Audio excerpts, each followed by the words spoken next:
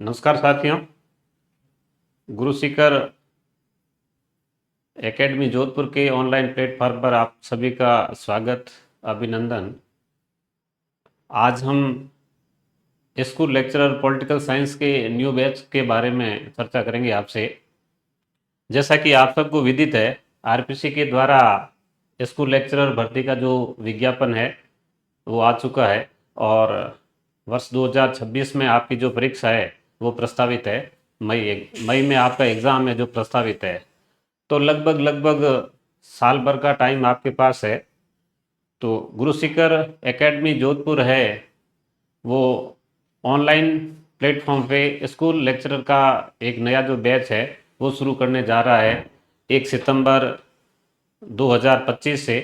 तो आप सभी इस बैच से जुड़िए।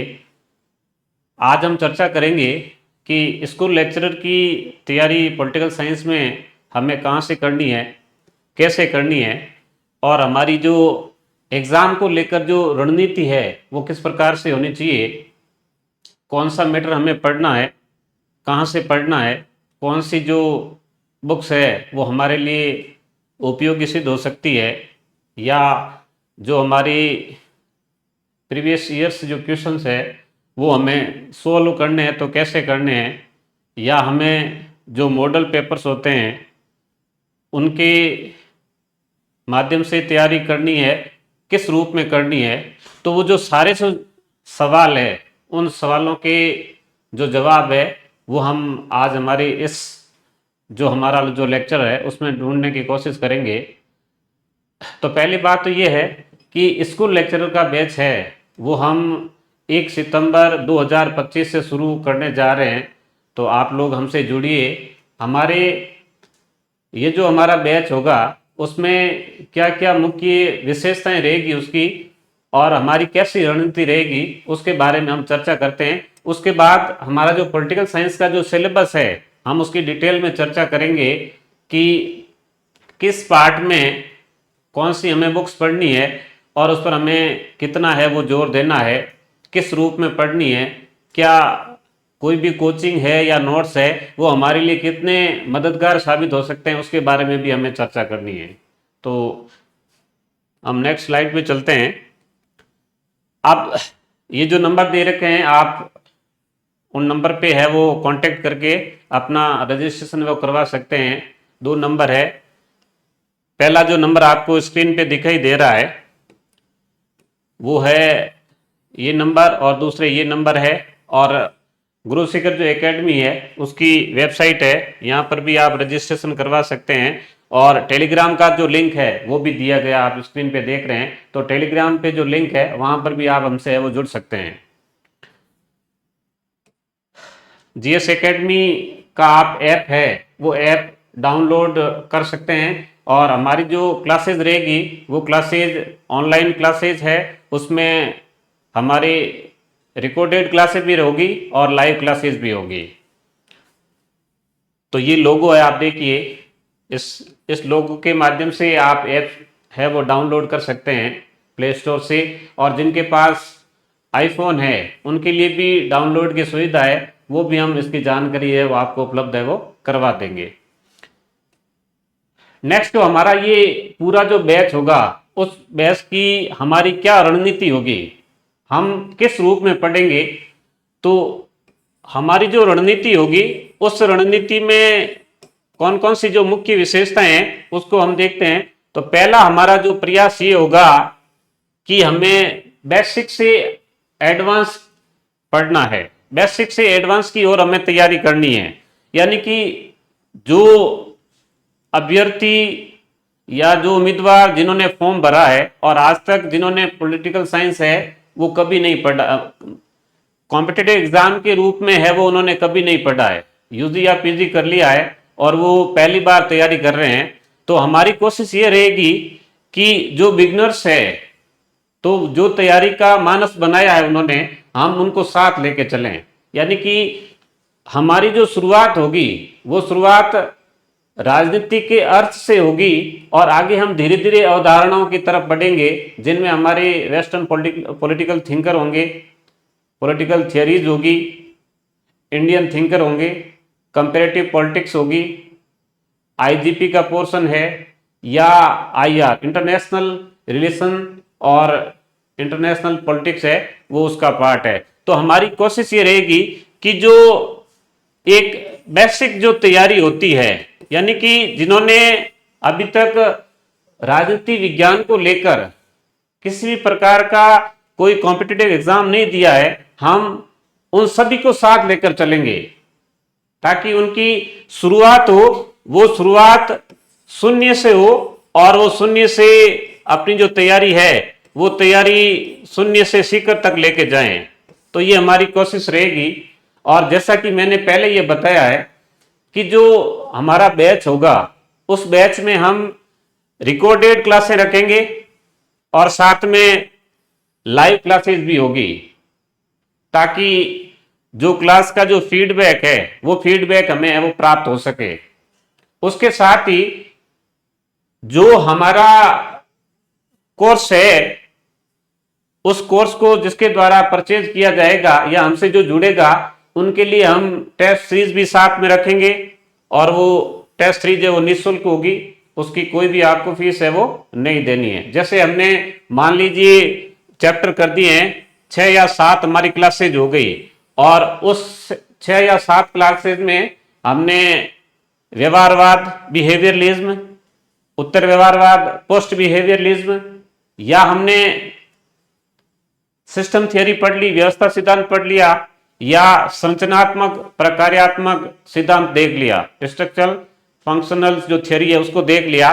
तो जैसे ही हमने ये 4 हमारे जो चैप्टर है, जो टॉपिक है, जो हमारे सिलेबस में है, तो उनको अगर हमने देख लिया उसके बाद हम उसके टेस्ट है वो एक सीरीज के रूप में टेस्ट लेंगे, ताकि आप अपनी तैयारी का है वो तैयारी का स्वयं जो है वो मूल्यांकन कर सकें, अपना मूल्यांकन कर सकें कि जो हमने पढ़ा है वो हमारे लिए कितना कारगर है, हमें उसमें से कितना याद रहा है, या जो प्रीवियस ईयर्स के जो क्वेश्चंस है वो किस रूप में आए हैं और हमें उनको हल करने में किस प्रकार की जो कठिनाई रही है उसको हम है वो देखेंगे। तो हमारी रिकॉर्डेड क्लास भी होगी और लाइव क्लास भी होगी, उसके साथ साथ है हम टेस्ट सीरीज भी है वो लेंगे। इसकी एक और हमारी विशेषता ये रहेगी कि एनसीईआरटी बेस्ड, यानी कुछ हमारे जो कॉन्सेप्ट है, जो अवधारणाएं है, उनको हम एनसीईआरटी के माध्यम से भी देखने का प्रयास करेंगे कि एनसीईआरटी की जो बुक्स है उनमें उनको किस रूप में समझाया गया है, उन अवधारणाओं को किस रूप में देखा गया है। तो हमारा कई बार क्या होता है कि एग्जाम में, हालांकि इस पिछला जो आरपीसी का जो स्कूल लेक्चरर का पेपर था वो काफी डेप्थ पेपर था, ठीक है, तो हो सकता है कई बार एग्जामिनर है वो अपनी रणनीति है वो चेंज कर ले, इसलिए हमें एग्जाम के सभी आयामों को, यानी कि जो सारे जो आयाम है उन आयामों को साथ में लेकर चलना है,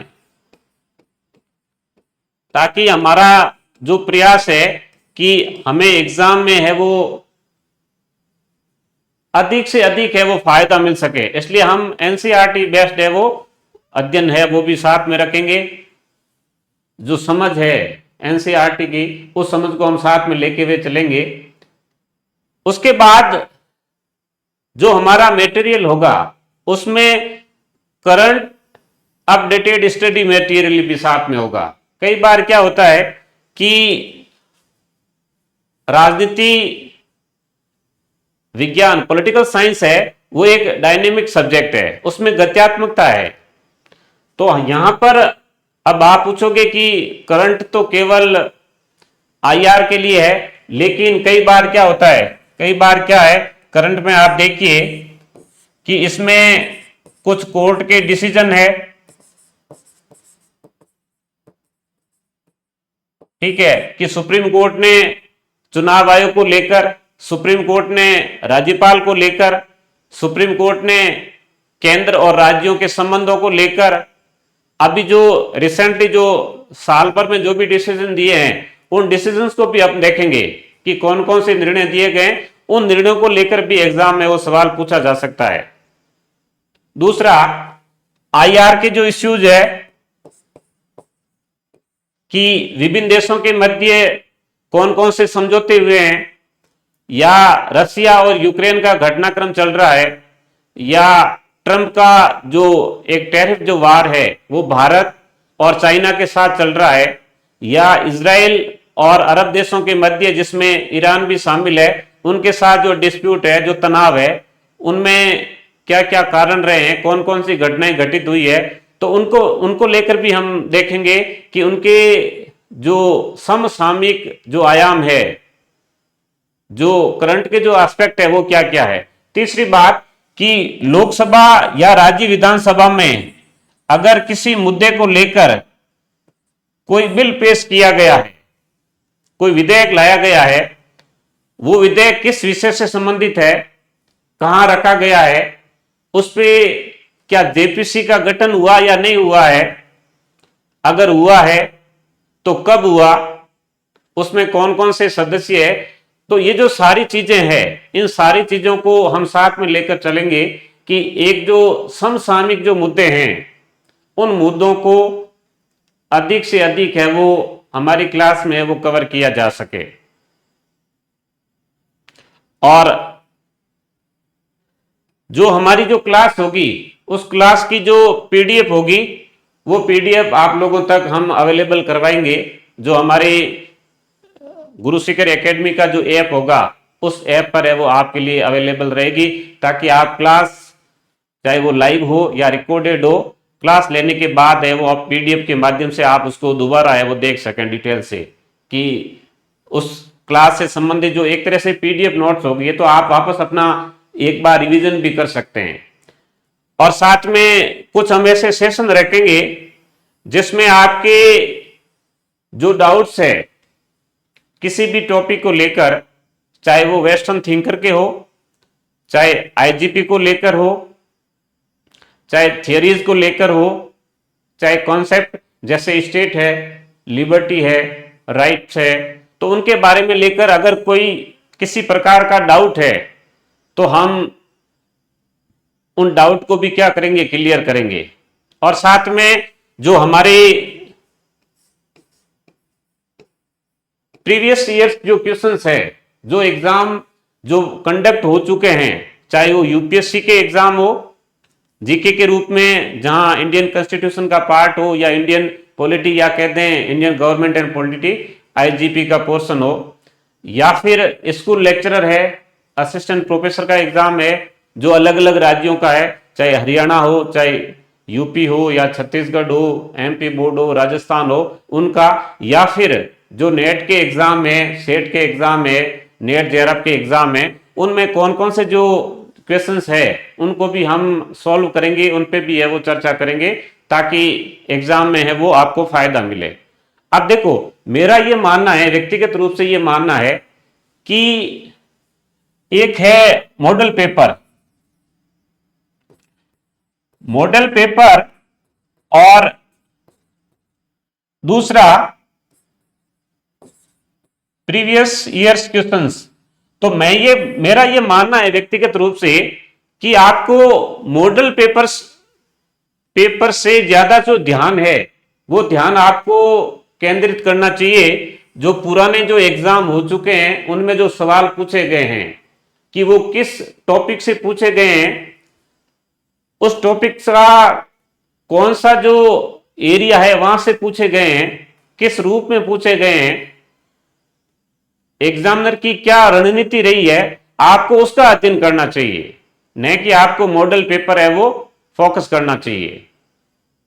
और साथ ही साथ टारगेट बेस्ड डेली प्लानिंग होगी हमारी, कि हमारी जैसे एक क्लास होगी, जैसे आज हमने मान लीजिए पॉलिटिकल थियरी, मीनिंग, नेचर और इसको देख लिया, या हमने बिहेवियरलिज्म या पोस्ट बिहेवियरलिज्म देख लिया, या हमने सिस्टम थियरी पढ़ ली, तो जैसे हमारी एक क्लास होती है हम आपको एक टारगेट देंगे कि अगली क्लास में जब आप आओ तो आप अगला जो एक टॉपिक है उस टॉपिक को आप तैयार करके आओ और हम साथ में उसको डिस्कस करेंगे।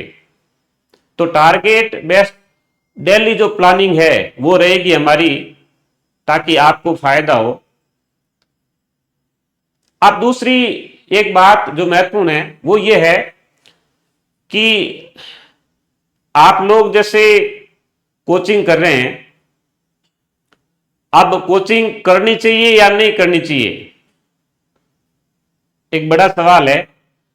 लेकिन मैं ये समझता हूं, अगर कोई तैयारी करने वाला है, अभ्यर्थी है, उसको अगर लग रहा हो कि मेरे पास इतना टाइम है, मान लीजिए मेरे पास 6 महीने का टाइम है, और इस 6 महीने में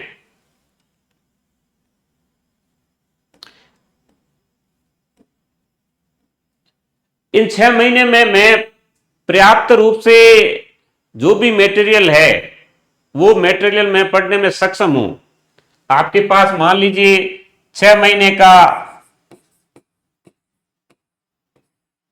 समय है और आपको लगता है कि इन 6 महीने में मैं तैयारी है वो पर्याप्त कर सकता हूं, तो आपको पढ़ना चाहिए, आपको खुद को है वो स्वाध्याय करना चाहिए।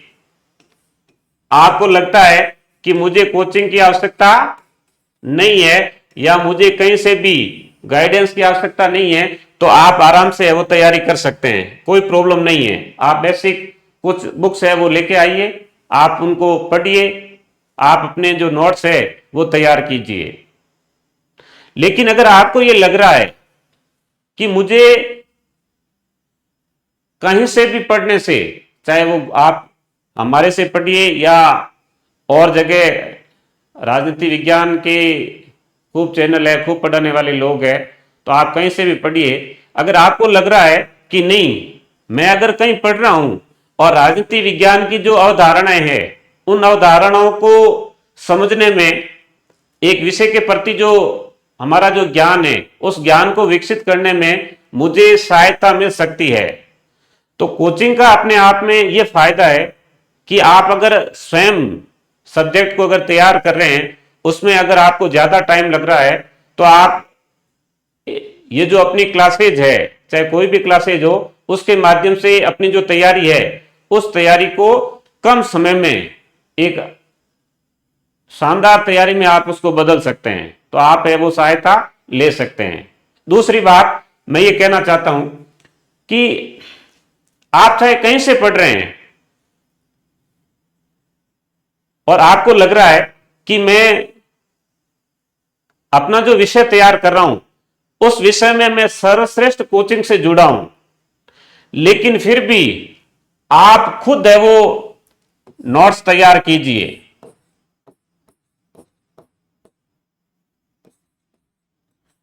जब तक आप स्वयं नोट्स तैयार नहीं करेंगे, आप खुद के नोट्स अगर आप तैयार नहीं करेंगे, तब तक आपके कॉन्सेप्ट है वो क्लियर नहीं होंगे। मैं आपको उदाहरण दे रहा हूं कि मान लीजिए आप व्यवहारवाद देख रहे हैं और आप व्यवहारवाद पढ़ रहे हैं, ठीक है, और आपने व्यवहारवाद में कोई क्लास ले ली या किसी के नोट्स थे, क्लास लेने के बाद आपने क्या किया, वो नोट्स आपने पढ़ लिए या आपने बुक्स एक बार पढ़ ली, ठीक है, फिर आप आगे अगले अपना जो चैप्टर था, और वो चैप्टर था आपका उत्तर व्यवहारवाद, पोस्ट बिहेवियरलिज्म, ठीक है, ये दोनों चैप्टर आपने देख लिए। अब व्यवहारवाद क्या था, व्यवहारवाद की परिभाषा डेविड ईस्टन क्या कहते हैं, क्रिक पैट्रिक क्या कहते हैं, रॉबर्ट डहल क्या कहते हैं, चार्ल्स ई मेरियम ने क्या परिभाषा दी है, उसकी अलग अलग विद्वानों ने क्या आलोचना की है, जो अलग अलग एस्पेक्ट है, या कौन कौन से विचारक है वो व्यवहारवादी विचारक है, कौन कौन व्यवहारवाद की आलोचना करते हैं। तो आप जब स्वयं अपने नोट्स नहीं बनाएंगे, तब तक आप जो इससे जो जुड़ी हुई जो चीजें हैं वो आपके दिमाग में आसानी से नहीं बैठेगी। इसलिए सबसे पहला आप एक काम करिए कि अगर आप कहीं से भी पढ़ रहे हैं तो आप अलग अलग रजिस्टर लीजिए, और जो पॉलिटिकल साइंस की जो आयाम है, जो विधाएं हैं, जिसमें जैसे हम देखते हैं कि मान लीजिए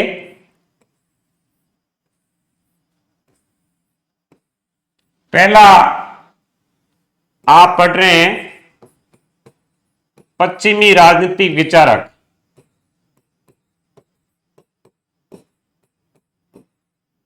वेस्टर्न पॉलिटिकल थिंकर,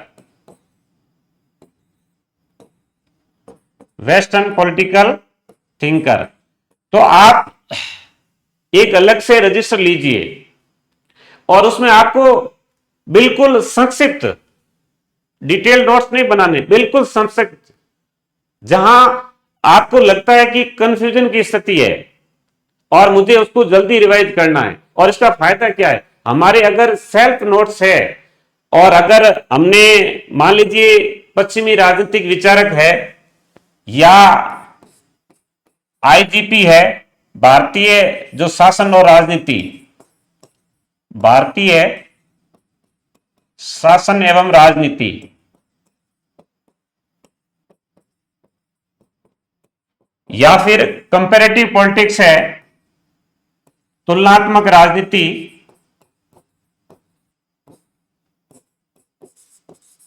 और उसके बाद आता है इंडियन थिंकर या भारतीय विचारक, और उसके बाद आता है आईआर, अंतर्राष्ट्रीय राजनीति, जिसमें भारत के पड़ोसी देशों या अन्य देशों के साथ संबंध है या अंतर्राष्ट्रीय राजनीति की जो थियरी है वो शामिल है। तो आप रजिस्टर लीजिए और 4 रजिस्टर लीजिए और उसमें आप इनके सेल्फ नोट्स बनाइए, और वो भी बिल्कुल संक्षिप्त, और ऐसे संक्षिप्त कि आप अपने जो नोट्स बनाए हुए हैं उनको आप बहुत ही कम समय में आप उनको रिवाइज कर सकते हैं। इससे एक दो फायदे होंगे। एक तो आप उसको बार बार रिवाइज करेंगे कि भाई 7 दिन हो गए, एक बार वापस जो हमारे नोट्स देख लें, या जब आपका एग्जाम होगा उससे पहले आपको अगर क्विक रिवाइज करना है, जल्दी जल्दी अगर रिवाइज करना है, तो आपके जो नोट्स बनाए हुए हैं वो आपके लिए सबसे ज्यादा सहायक सिद्ध होंगे, सबसे ज्यादा कारगर सिद्ध होंगे। उससे ज्यादा बेनिफिट आपको कहीं नहीं मिलने वाला है। इसलिए आप है वो खुद के नोट्स बनाइए। और दूसरा, जब आप खुद के नोट्स बनाएंगे तो आपको एक फायदा यह भी होगा कि जब आप लिख रहे हैं तो आपका ध्यान जो आप मैटर लिख रहे हैं उस पर भी जाएगा, और जब आपने पहले जो प्रीवियस ईयर्स जो क्वेश्चंस पेपर है वो अगर आपने सॉल्व किए हैं तो वो आपके दिमाग में आएगा कि मैंने जो ये चीज लिखी है वो पहले एग्जाम में आ चुकी है। इसलिए आपको अपनी तैयारी के साथ ही खुद के नोट्स बनाने हैं। और मैं तो ये कहता हूं, आप चाहे वो आपकी अपनी समझ है, आप कहीं से भी पढ़ रहे हैं और आपको लग रहा है कि मैं कहीं से भी, कि मुझे पढ़ाने वाला राजनीति विज्ञान का सबसे बढ़िया टीचर है, ठीक है, सारे कंसेप्ट, थियरी, थिंकर सारे मुझे ऐसे से तैयार करवा दिए, लेकिन जब तक आप खुद अपने नोट्स नहीं बनाएंगे, ठीक है, तब तक आपके जो कंसेप्ट है वो अच्छे तरीके से क्लियर नहीं होंगे, और कोई भी जो चैप्टर है उस चैप्टर के जो विविध जो पक्ष है वो आपके क्लियर नहीं होंगे। इसलिए आप अपनी जो सेल्फ जो नोट्स है आप उन नोट्स को तैयार करिए, और फिर आप देखिए आपका जो एग्जाम जो रूम है, जो हॉल है, उसमें आपका कितना जो कॉन्फिडेंस है वो रहता है। एक तरह से आप एग्जाम देने जाएंगे तो आपको अलग ही है वो आत्मविश्वास की अनुभूति होगी। तो आप ये काम करिए, और विशेषतया आप आईआर के लिए और भारतीय जो विचारक है, इंडियन जो थिंकर है, सॉरी भारतीय जो राजनीति है आईजीपी के लिए, उसमें तो आप बिल्कुल कि हाँ भारत में एक साल की ये घटनाएं घटित हुई है, ये कोर्ट के निर्णय रहे। मान लीजिए कोई न्यायालय का निर्णय है, न्यायालय का निर्णय है, ठीक है, या फिर कोई राज्यपाल से संबंधित कोई घटना है, ठीक है, या फिर कोई चुनाव आयोग से संबंधित कोई घटना है, या फिर कोई विधेयक से संबंधित, चाहे वो लोकसभा हो चाहे वो राज्यसभा हो, या किसी राज्य का कोई चर्चित है वो बिल हो, तो वो जो सारा जो करंट है, जो आईजीपी से, इंडियन गवर्नमेंट और पॉलिटिक्स है, उससे रिलेटेड है, वो आपका तैयार हो जाएगा। इसलिए आपको सेल्फ नोट्स है वो साथ साथ आपको बनाने ही है, वो सबसे ज्यादा कारगर सिद्ध होंगे। इधर आपका आईआर वाला पोर्शन है, तो आईआर में आप पेपर पढ़िए, ठीक है, आप पेपर पढ़ रहे हैं चाहे कोई भी पढ़ो, आप डेली उसमें से ज्यादा नहीं लिखना, आपको मात्र 4 लाइनें लिखनी है कि राष्ट्रीय और अंतर्राष्ट्रीय, नेशनल और इंटरनेशनल लेवल पर कौन सी घटनाएं घटित हुई है। तो आपके एग्जाम में करंट बेस जो सवाल आ रहे हैं, जो इंटरनेशनल रिलेशंस या पॉलिटिक्स के हैं, उसमें आपको काफी मदद मिलेगी। उसके बाद अगर आप यूएनओ पढ़ रहे हैं, अगर आप सार्क पढ़ रहे हैं, अगर आप आसियान पढ़ रहे हैं, अगर आप नाम पढ़ रहे हैं, तो आपका आधा से ज्यादा जो बोझ है वो आपका हल्का हो जाएगा। आप देखिए कि ब्रिक्स की मीटिंग हो रही है या आसियान की मीटिंग हो रही है, वो कौन सी मीटिंग है, कहां हुई है, भारत की तरफ से कौन गया है, या कौन कौन से घोषणा पत्र उसमें स्वीकार हुए हैं, या भारत का जो पड़ोसी देश है या अन्य देश है, कोई संयुक्त सैन्य अभ्यास हो रहा है, कोई ऐसी संधि हुई है, कोई ऐसा समझौता हुआ है, या यूएनओ में ऐसा कोई प्रस्ताव लाया गया है, तो वो सारी चीजें अगर आप अपना एक रजिस्टर मेंटेन करते हैं तो उसमें आपकी चीजें वो तैयार हो जाएगी।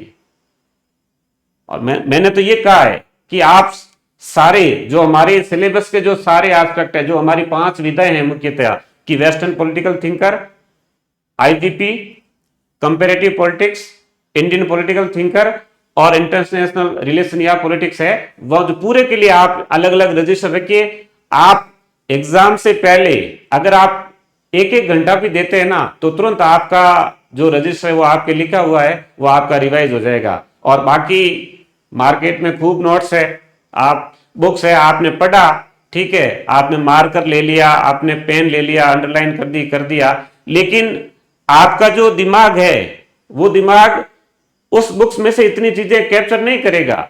जब तक आपके सामने रहेगी लगा कि याद है, लेकिन उसके बाद आप भूल जाओगे। लेकिन एक बार अगर आपने कंसेप्ट को समझ के बिल्कुल संक्षिप्त अगर आपने अपने नोट्स तैयार कर लिए हैं, तो फिर आप उनको भूले वो नहीं पाओगे। तो ये चीज आप जरूर ध्यान रखें। और जैसा कि मैंने कहा, मॉडल पेपर की बजाय जो प्रीवियस ईयर्स के जो क्वेश्चंस पेपर हैं, चाहे वो नेट के हो, चाहे सेट के हो, या अलग अलग जो लोक सेवा आयोग है उनके जितने भी एग्जाम हो रहे हैं, स्कूल लेक्चरर है, असिस्टेंट प्रोफेसर वगैरह है, वो आप लाइए, या पुराने जो यूपीएससी के जो पेपर है, या अभी जीएस जीके के रूप में अगर पॉलिटी के पार्ट के जो सवाल आ रहे हैं वो लाके आप उनको सॉल्व कीजिए। तो मॉडल पेपर की बजाय उनसे आपको कम से कम मैं कह रहा हूं 10 गुना ज्यादा फायदा होगा। तो आप इस एक रणनीति पे काम कीजिए। अब हम चलते हैं सिलेबस की ओर कि हमारे सिलेबस में क्या क्या शामिल है और उसके लिए हमें क्या क्या पढ़ना है। अब मैंने पहले कह दिया कि हमारे आप इस कोर्स से जुड़ेंगे तो हमारी क्या रणनीति रहेगी, वो हमने पहले डिस्कस कर दी है कि हम जो शून्य से शुरुआत करेगा या कर रहा है उसको भी हम साथ लेके चलेंगे, और जितने भी जो कॉन्सेप्ट है बहुत उनको सरल और सामान्य भाषा में, एक जो समझ होती है विषय के प्रति, उस विषय की समझ को विकसित करते हुए हम आगे बढ़ेंगे। तो अब हम सिलेबस को देख लेते हैं कि क्या क्या हमारे सिलेबस में है और उसके लिए हमें क्या क्या पढ़ना है।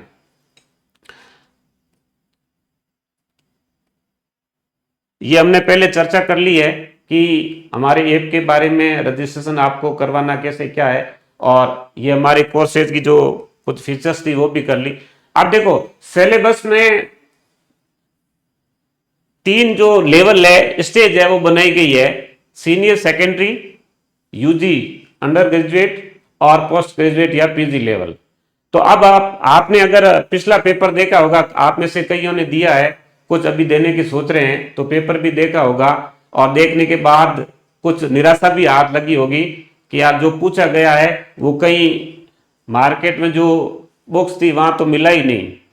ठीक है, तो सबसे पहला काम आपका ये है कि जो राजनीति विज्ञान के पेपर की जो प्रकृति है और जो आयाम है जो अब बदला हुआ है, उस बदलते आयाम और प्रकृति के अनुसार आपको डालते हुए तैयारी करनी है। तो आपको ज्यादा ये जो लेवल दे रखा है उस लेवल पे आपको नहीं जाना है। कारण क्या है कि लिखा हुआ तो सीनियर सेकेंडरी का है, जैसे political theory, meaning and it's utility. ठीक है, लेकिन यहां से जो सवाल पूछने की जो गहराई है, जो डेप्थ है, वो इस लेवल से कहीं ज्यादा है।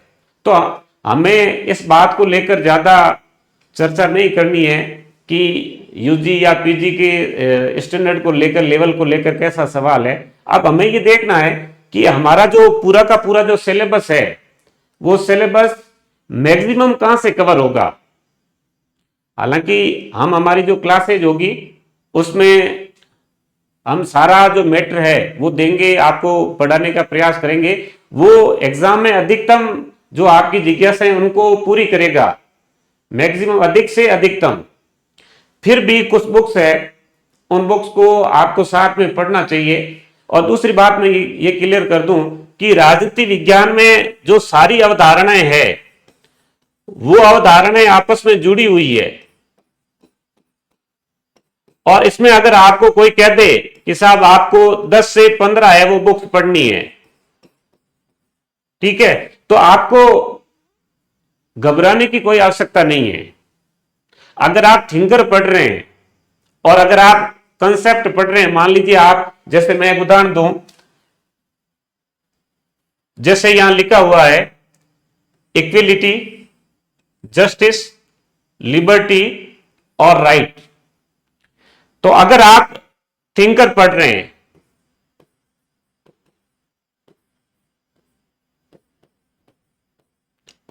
ठीक है, मान लीजिए आपने एरिस्टोटल, अरस्तु पढ़ा, प्लेटो पढ़ा, मैकियावेली पढ़ा, या जो समझौतावादी विचारक है हॉब्स, लॉक, रूसो को पढ़ा, फिर उपयोगितावादी जो विचारक है जीएस मिल और बेंथम को पढ़ा, और फिर समाजवादी जो विचारक है कार्ल मार्क्स को पढ़ा।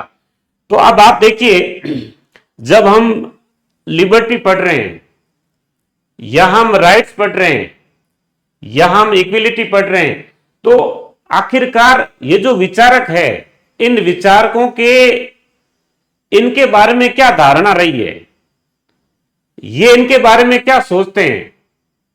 मान लीजिए जैसे राज्य है, अब राज्य के बारे में प्लेटो क्या कहता है कि आदर्श राज्य कैसा हो, अरस्तु क्या कहता है कि राज्य व्यक्ति से पूर्व का संगठन है, राज्य विविधता में एकता है, राज्य सर्वोच्च समुदाय है।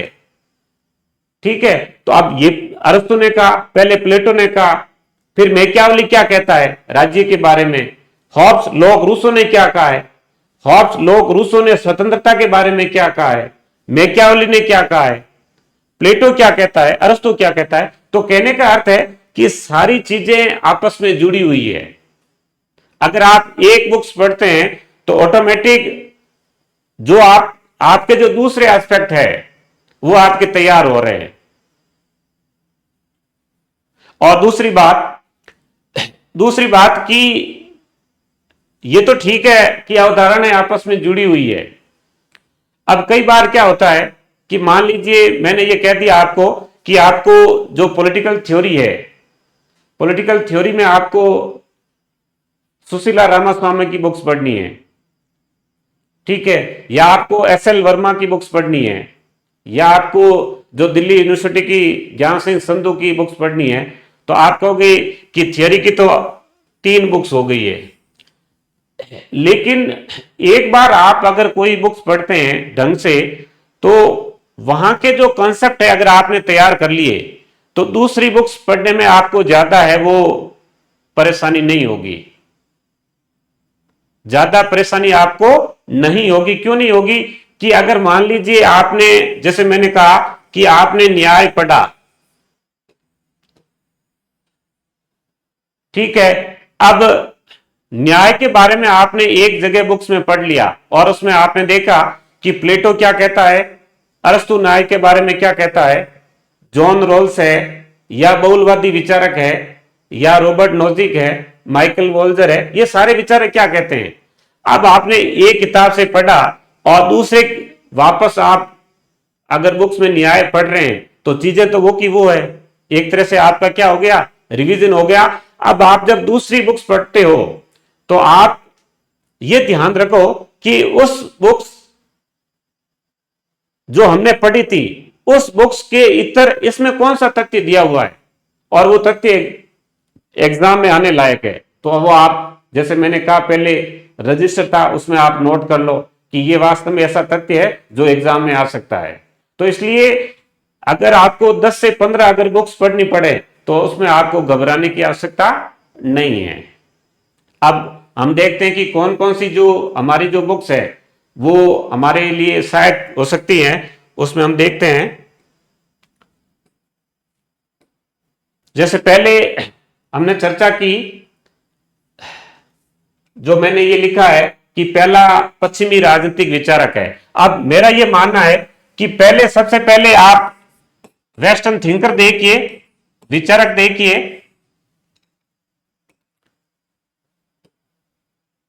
उसके बाद आप जो अवधारणा है, जो कंसेप्ट है, आप उस अवधारणा को पढ़िए और उसके बाद है वो आप सिद्धांत पढ़िए या थियरी पढ़िए।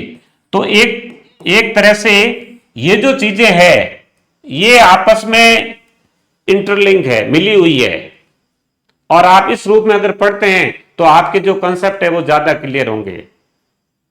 अब पहला, अब सवाल आता है कि वेस्टर्न थिंकर दुनिया भर की बुक्स है, इतनी सारी मार्केट में बुक्स है कि अगर नाम लिखे तो यहाँ पे 40-50 के नाम लिख सकते हैं। लेकिन जैसा कि अभी एग्जाम हुआ था तो मैंने पहले भी कहा था कि जो एग्जाम की जो भी प्रकृति है, उसका जो आयाम है, उसके अनुसार जो आप एक किताब, बेसिक किताब, एक किताब आप बेसिक रखिए, चाहे वो पुखराज जैन की हो या चाहे वो बीएल फड़िया की किताब हो, वो एक ले आइए। उसके बाद आप जो किताब पढ़िए वो पढ़िए जो आती है, दिल्ली यूनिवर्सिटी की किताब है डीयू की, वो है सुब्रतो मुखर्जी और सुशीला रामास्वामी की, रामास्वामी सुशीला। ये आप, ये किताब, बेसिक किताब, एक किताब एक आप ये लिए बुक्स। उसके बाद जैसे मैंने कहा ना, कोई भी सामान्य बुक्स जो आपने यूजी या पीजी में पढ़ रखी है, और मुझे जो लगती है कि ढंग की अगर कोई किताब है उसमें, तो आप जो हमने हमारे यहाँ पीजी में चलती है, एक बिल फड़िया की है, वेस्टर्न थिंकर है, वो ले आए। ये जो दो किताबें हैं ये आपके लिए, वेस्टर्न पॉलिटिकल थिंकर के लिए पर्याप्त है और आपको कहीं जाने की आवश्यकता नहीं है। जितने आपके जो वेस्टर्न थिंकर दे रखे हैं स्कूल लेक्चरर के जो पेपर है, उसमें शायद प्लेटो है, अरस्तु है, मैकियावली जो मध्य युग का है, और प्लेटो और अरस्तु यूनानी विचारक हो गए, दार्शनिक विचारक थे। उसके बाद समझौतावादी विचारक है, फिर उपयोगितावादी विचारक है, और फिर समाजवादी विचारक के रूप में कार्ल मार्क्स है। तो वहां से ये क्लियर हो जाएगी चीजें। दूसरा जो मेजर पोर्शन है वो है आईजीपी का, इंडियन गवर्नमेंट एंड पॉलिटिक्स का। उसमें अब जो रिसेंटली एक दो एग्जाम हुए हैं उसमें आप देखिए, एक आप लाइए बेयर एक्ट, आईजीपी के लिए मैं बता रहा हूं, एक आप लेके आइए जो संविधान का जो बेयर एक्ट है वो लेके आइए। और मैं इसमें आपको सजेस्ट करूंगा कि आप बेयर एक्ट बाइलिंगुअल लेके आए, एक तरफ हिंदी में हो और एक तरफ इंग्लिश में हो, और आप रोज के टारगेट बेस्ड, आप ये देखो कि मुझे 5 या 6 आर्टिकल पढ़ने हैं, तो आप पहले हिंदी में पढ़ लो थोड़ा सा।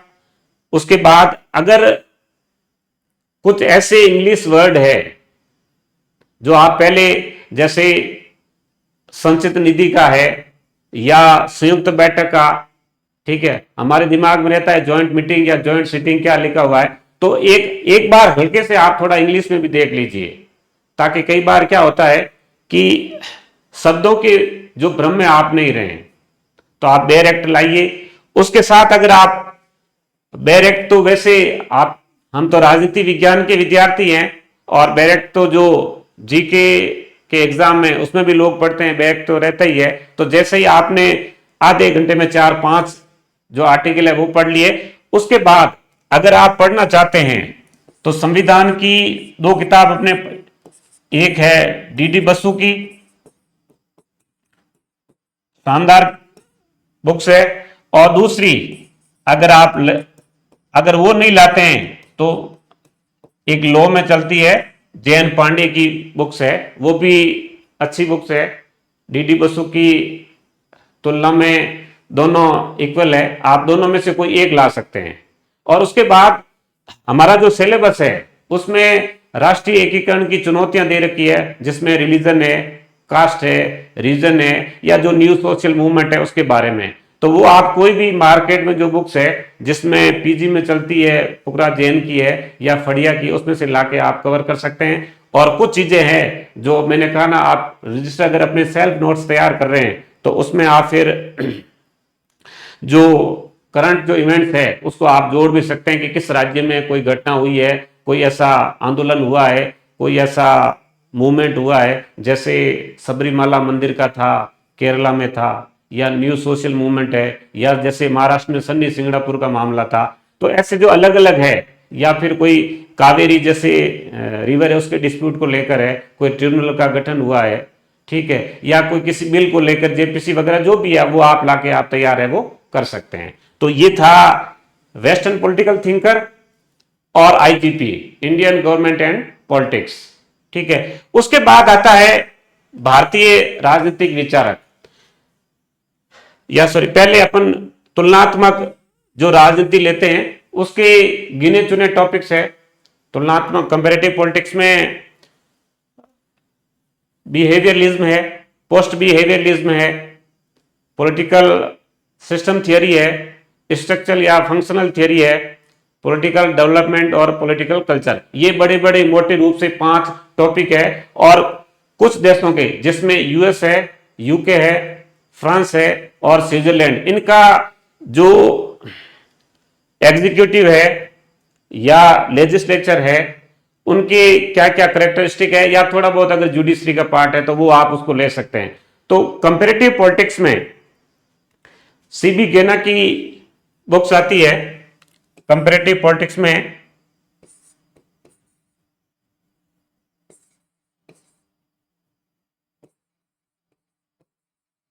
सीबी गेना की अच्छी बुक्स है, एक वो लेके आओ। उसके बाद पहले मैंने बताया था सुशीला रामास्वामी, डीयू की बुक्स है, काफी अच्छी बुक्स है, आपको ये भी लाकर है वो पढ़नी चाहिए। और एक जो बुक्स आती है वो आती है अपने राजस्थान के सभी यूनिवर्सिटीज में, वो बुक्स चलती है और जिसका नाम है प्रमुख राज्य व्यवस्थाएं। और ये जो बुक्स है वो है बीएल फड़िया की है। तो ये मेरा मानना है कि आपको ये किताब भी लाकर है वो जरूर पढ़नी चाहिए, बीएल फड़िया की। काफी जो कॉन्स्टिट्यूशन है अपने, जो ये जो यूएस है या यूके है, फ्रांस है, स्विट्जरलैंड है, इनकी व्यवस्थाओं का बहुत शानदार तरीके से उन्होंने वर्णन किया है। और जो चैप्टर है जो हमारे सिलेबस में, उसमें जुड़े हुए जितने भी कोटेशन है उनको भी उन्होंने अच्छी तरीके से उसमें शामिल किया है, समझाया हुआ है। तो आप कंपैरेटिव पॉलिटिक्स के लिए ये 3 जो बुक्स है वो लाकर अपने पास रखिए, और जो क्लास होती है उसके साथ साथ आप उसको भी है वो पढ़ना चाहिए, ठीक है। मैं कुछ लोग ये कहते हैं कि नहीं, आप केवल क्लासेस का जो नोट्स है उस पर ध्यान रखिए, ऐसा नहीं है। आपको स्वाध्याय, आपको खुद को पढ़ना ही होगा। और कहते भी हैं कि खुद के मरे बिना है वो स्वर्ग की प्राप्ति नहीं होती है। इसलिए आपको बुक्स जो पढ़ने की जो हैबिट है वो आपको डेवलप करनी होगी, आपको एग्जाम में उसमें फायदा ही होगा। उसके बाद आप देखिए हमारे सिलेबस में है वो इंडियन थिंकर है, 5-6 इंडियन थिंकर है, ज्यादा नहीं है। मनु है, कौटिल्य है, उसके बाद जवाहरलाल जो नेहरू है, लोहिया है और अरविंदो घोष है। तो 5-6 थिंकर है। अब आप जो भी बुक्स ला रहे हो, बुक्स का अर्थ ये नहीं कि आपको पूरी बुक्स पढ़नी है। आप अपना सिलेबस रखिए पास में कि हाँ इस बुक्स में ये थिंकर दे रखे हैं और हमारे सिलेबस में ये है, तो केवल आपको उन्हीं का ही अध्ययन करना है। और जो कॉन्सेप्ट है, ठीक है, अब कंसेप्ट दुनिया भर के, लेकिन आपका सिलेबस में क्या है कि मेरा सिलेबस में केवल राइट है, लिबर्टी है, इक्विलिटी है, सोशल जस्टिस है, ठीक है। तो उन्हीं तक आप सीमित रहिए। सिलेबस से बाहर एक भी सवाल है वो नहीं जाएगा। क्यों? क्योंकि आजकल एग्जाम में है वो ऑब्जेक्शन ज्यादा लगते हैं, इसलिए सिलेबस से बाहर सवाल जाने की कोई संभावना नहीं है। तो आप काम करिए कि अपने सिलेबस के दायरे में रहते हुए तैयारी कीजिए, सिलेबस से बाहर आपको पढ़ने की आवश्यकता नहीं है, ठीक है। अब आता है भारतीय विचारक थे, उसके बाद अंतरराष्ट्रीय राजनीति। अंतरराष्ट्रीय राजनीति में आप देखिए एक बुक्स आती है एंड्रयू हैवुड की और वो है ग्लोबल पॉलिटिक्स, जो है एंड्रयू हैवुड। वो आपको बुक्स लानी है। उसमें जो पॉलिटिक्स से जुड़ी हुई, जो इंटरनेशनल पॉलिटिक्स से जुड़े हुए जो भी कंसेप्ट है, जैसे आइडियलिज्म है, रियलिज्म है, गेम थियरी है या कम्युनिकेशन थियरी है, ये जो 3-4 थियरी है, या फिर नेशनल इंटरेस्ट है या कलेक्टिव सिक्योरिटी है, सामूहिक सुरक्षा है, ये जो 4-5 जो अवधारणाएं है वो उसमें अच्छी दे रखी है। उसके बाद आता है इंटरनेशनल रिलेशन का, तो उसमें फड़िया की बुक आती है जो अपने यूजी या पीजी में चलती है, जिसमें भारत के पड़ोसी देशों के साथ संबंध है या जो इंटरनेशनल ऑर्गेनाइजेशन है। और साथ में मैं ये कहूंगा कि जो मंथली मैगजीन आती है जिसमें आप द विजन या दृष्टि के जो नोट्स टाइप चलते हैं वो वाले, वो लाके आप उनको आपको अध्ययन करना चाहिए। और अब जो मेजर जो पोर्शन था उसमें हम देखेंगे कि राजनीतिक सिद्धांत, राजनीतिक सिद्धांत में या पॉलिटिकल थ्योरी,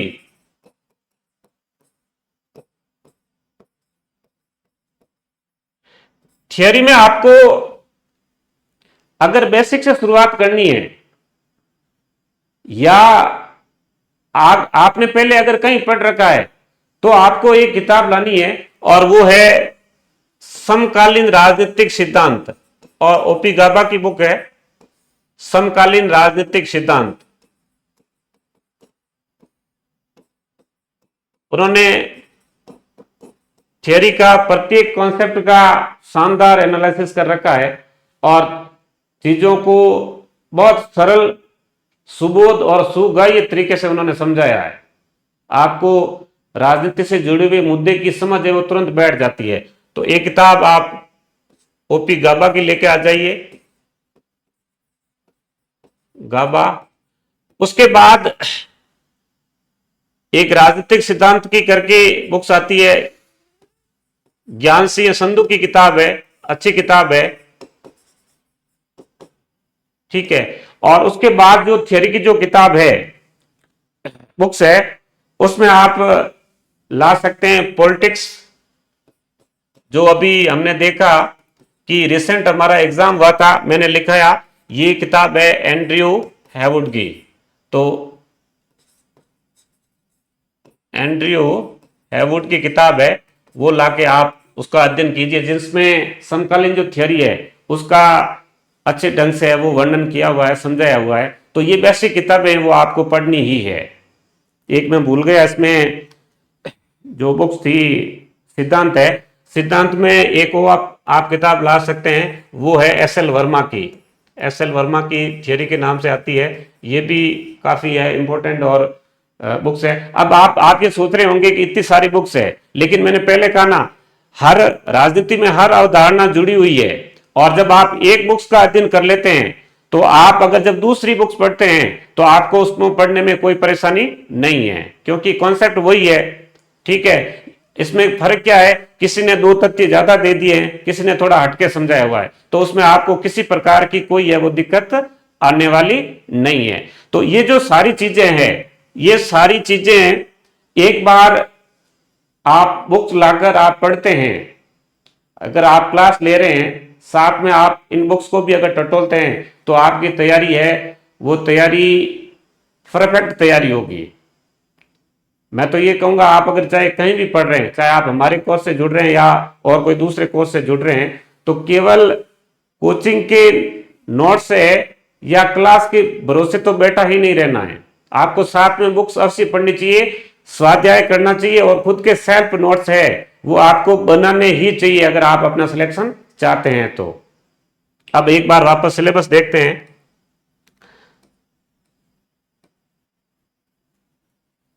यहां आप देखिए, political theory, meaning and it's utility.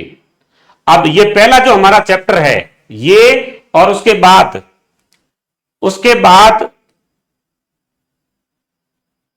जो ग्रेजुएशन लेवल का है, जिसमें पॉलिटिकल थियरी ट्रेडिशनल एंड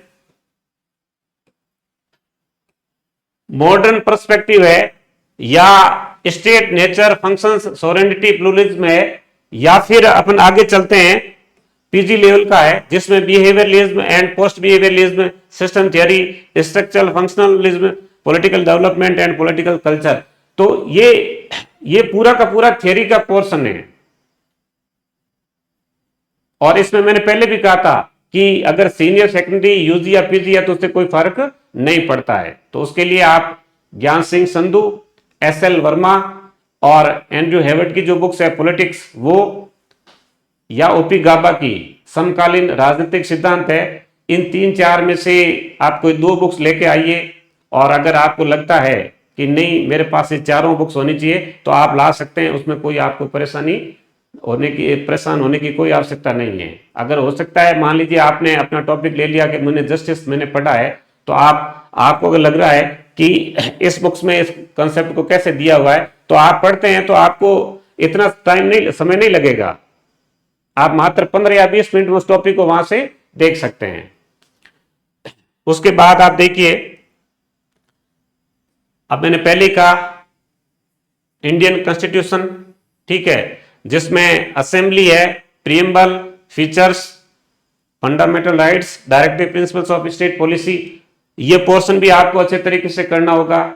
और अभी जो पिछला जो पेपर था, उस पेपर को अगर हम देखें तो आपको अगर एग्जाम में लीड बनानी है, तो लीड बनाने के लिए आपको जो स्कूल लेक्चरर है उसका फर्स्ट पेपर साथ ही साथ इसका जो आईजीपी का पोर्शन है, 2 पोर्शन, एक हो गया आईजीपी और एक हो गया आईआर। आपका प्रयास ये होना चाहिए कि इन दोनों पोर्शन में मेरे सवाल कम से कम गलत हो।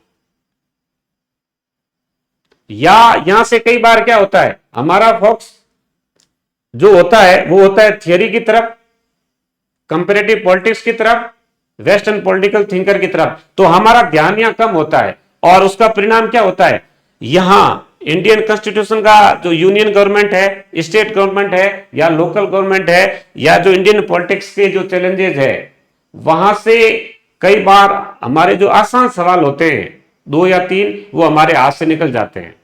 तो इसलिए आपको इंडियन कॉन्स्टिट्यूशन पे ऐसी स्ट्रेटेजी बनानी होगी कि यहां से नुकसान है वो आपको एग्जाम में कम से कम हो। तो आप बेयर एक्ट लाइए, मैंने पहले कहा बेयर एक्ट लाइए, एक बेसिक संविधान की किताब आपके पास हो, और उसके बाद जो ये पार्टी सिस्टम है, रिसेंट डेवलपमेंट है, या कास्ट है, रिलीजन है, या रीजनलिज्म है, जो है वो आप टॉपिक उनमें से तैयार कर सकते हैं। खूब है, मैटर मार्केट में खूब है, आप लेके तैयार कर सकते हैं। ठीक है, आप वहां से देखिए। उसके बाद देखिए कंपैरेटिव पॉलिटिक्स की अपन ने चर्चा कर ही ली, ठीक है। अगर आप इसको तैयार करते हैं तो यहां से भी आपके सवाल गलत होने की संभावना कम रहती है। उसके बाद पॉलिटिकल थॉट है, उसमें विशेषतया इंडियन जो पॉलिटिकल थॉट है उसमें भी आपका यह प्रयास रहना चाहिए कि आपके जो सवाल है वो सवाल कम से कम गलत हो। चार पांच अपने टॉपिक है उसमें, तो आप उनका भी थोड़ा ज्ञान अध्ययन कीजिए और उसमें आपको जो टाइम है वो थ्योरी के बजाय कम लगेगा, आप वहां से लीड ले सकते हैं। इसलिए आपको वहां पर अपना विशेष ध्यान करना होगा। वहां वो जो एरिया है वो विशेष फोकस का एरिया है, तो आप वहां भी उसको है आप पढ़िए, वहां से तैयार कीजिए। तो बेसिक जो मैंने कुछ बुक्स बताई आपको, वो आपको बुक्स तैयार करनी है। उसके बाद अब मैंने पूरा जो सिलेबस है एक एक बिंदु तो इसलिए नहीं रखा है कि आगे अपनी जैसे भी क्लास होगी उस क्लास में हम देखेंगे, एक एक चैप्टर हमें देखना है। और हमारी कोशिश ये रहेगी कि हर चैप्टर में जहां से हम जब क्लास ले रहे हैं तो हम आपको पॉइंट आउट करें कि यहां से पहले सवाल आया हुआ है, या ये जो हम जो पॉइंट जो बिंदु देख रहे हैं यहां से आपका सवाल बन सकता है, एग्जाम में आ सकता है, तो हम उस पर विशेष फोकस करें। और जब ऐसी स्थिति होगी तो आप भी ध्यान रखिए कि हाँ या हमारे इस चैप्टर के इस बिंदु से सवाल जो उठने के एग्जाम है वो संभावना है। तो मैंने पहले भी कहा था कि कोचिंग चाहे कोई भी हो, आपको स्वाध्याय की आदत है वो डालनी होगी। सेल्फ जो नोट्स है संक्षिप्त, या मैं कहूं कि अति संक्षिप्त, आप कुछ कंफ्यूजन के बिंदु रहते हैं, चाहे वो इंडियन कॉन्स्टिट्यूशन हो, चाहे पॉलिटिकल थियरी हो, चाहे वेस्टर्न थिंकर हो, चाहे इंडियन थिंकर हो, ठीक है। जो कौटिल्य ने अपने सारे जो सिद्धांत दिए हैं या मनु के जो सिद्धांत है, ठीक है, तो उसमें किन किन बिंदु पे उनके क्या क्या अंतर है, माइनर अंतर होता है, हमें पता नहीं चलता है, वो है उनका आपको अध्ययन करना है। और उसके बाद राजनीति विज्ञान में हमारी जो जितनी बुक्स है, जो हमारी जहां से पॉलिटिक्स की शुरुआत होती है, जो सारी बुक्स है आप अपने हाथ से आप उसकी पूरी लिस्ट बनाइए, पूरी हाथ से लिस्ट बनाइए। और उसमें भी कुछ जो बुक्स है वो मिलती जुलती उनके नाम है, उनको आप विशेष तौर से अलग रखिए कि ये जो 7 बुक्स है ये इनके जो नाम है वो आपस में मिलते जुलते हैं, तो आप उनको एक जगह व्यवस्थित करिए। और ऐसे अगर आप अपने हाथ से पूरी लिस्ट अगर आप तैयार करते हैं, हो सकता है वो 200, 250, 300 तक की हो सकती है, 400 तक की भी हो सकती है, लेकिन एक बार अगर आप लिखते हैं और अगर उसको आप कभी फ्री बैठे हैं और आप उसको निकाल देते हैं अपने एक बार वापस जल्दी जल्दी आंखों से, ठीक है, तो एग्जाम में अगर वहां से अगर कोई आपके सवाल आता है तो वहां सवाल गलत होने की संभावना कम रहती है। दूसरा, ऑब्जेक्टिव एग्जाम का यह फायदा होता है कि उस एग्जाम में हमारा कोई पढ़ा हुआ पहले, चाहे वो जल्दी में भी अगर पढ़ा हुआ है, और वो जो ऑप्शन हमारे सामने आते हैं तो हम कहते हैं ना कई बार कि हमारा जो अचेतन मन है वो वहां पर सक्रिय होता है, तो वहां पर उस अचेतन मन की सक्रियता से हमारा जो आंसर है वो सही हो सकता है, बशर्ते वो एक चीज एक बार हमारे दिमाग से वो आंखों से हमारी चीज वो निकली हुई हो सामने से। इसलिए आप लिस्ट बनाइए, अपनी जो क्लासेज है क्लासेज के साथ जुड़े रहिए, लेकिन स्वाध्याय भी कीजिए, सेल्फ इवैल्यूएशन या जो अपना मूल्यांकन है वो मूल्यांकन भी कीजिए। पुराने पेपर है वो पेपर भी है उनको सॉल्व करने का प्रयास कीजिए। और हमारी ये कोशिश होगी कि हम जितना बेहतर दे सकें आपको बेहतर दें, और प्रयास ये होगा कि हमारे जो एग्ज़ाम में जो सवाल आते हैं उनका अधिकतम से अधिकतम भाग है वो हम कवर करें। तो आप हमारे कोर्स के साथ जुड़िए। 1 तारीख से हमारी है वो क्लासेज होगी। मैंने पहले भी बताया था कि कहाँ से ऐप आपको डाउनलोड करना है, कॉन्टेक्ट नंबर दे रखे हैं, जीएस एकेडमी की भी है और मेरे नंबर भी है। आप ऐप डाउनलोड करते हैं जीएस एकेडमी का तो आपको ये जो प्ले स्टोर है उसमें आपको लोगो ये देखने को मिलेगा, तो आप वहाँ से ऐप अपना डाउनलोड कीजिए। ठीक है।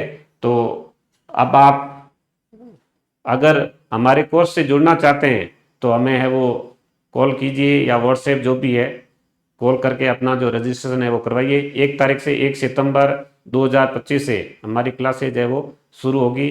और एक बार मैं आप सभी को शुभकामनाएं प्रेषित करता हूं कि आपका जो उद्देश्य है, जो आपका टारगेट है, जो लक्ष्य है, वो आपको प्राप्त हो, आप एग्ज़ाम है वो सफल हो, अपनी जो उम्मीदें हैं उन उम्मीदों को पूरा करें। भगवान है वो आपको अपने सपनों को पूरा करने में आपको पूरी सहायता दे, हिम्मत दे, ताकत दे, शक्ति दे और निडरता दे। धन्यवाद।